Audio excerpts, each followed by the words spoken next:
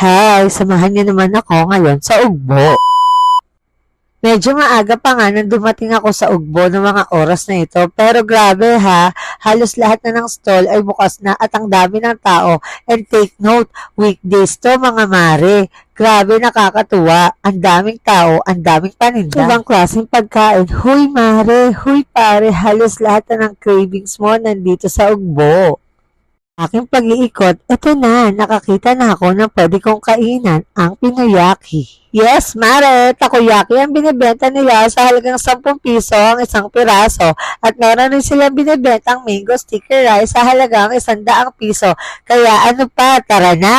Habang hinihintay ko ang in-order kong takoyaki, ay nakipagtsikahan ako kay ate dahil more chika, more fun.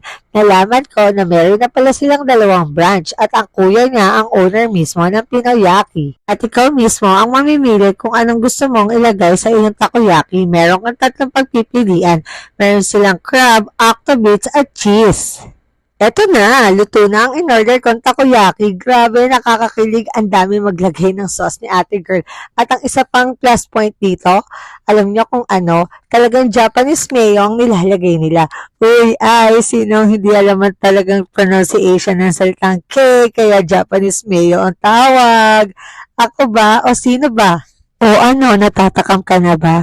Wait, eto na, malapit na. Ito na yung favorite part ko sa video na to. At ito na nga, dumating na ang in-order kong takoyaki. Grabe, nagulat ako dahil bilog na bilog at medyo bouncy siya.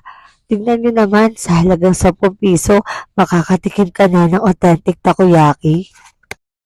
Eto na, dito na magkakaalaman kung talagang bang masarap ang takoyaki ng Pinoyaki. Kaya eto na, i-tasteless na yan. Grabe, sa halagang 10 piso, para akong nasa Japan at kumakain talaga ng authentic takoyaki. Thumbs up, masarap siya.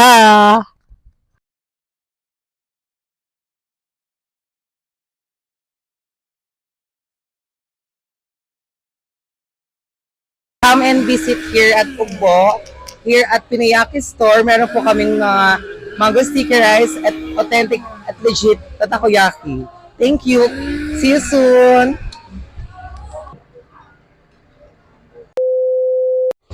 Special shoutout sa mga bata na ito. Sabi nila, isama ko daw sila sa vlog ko, kaya eto na.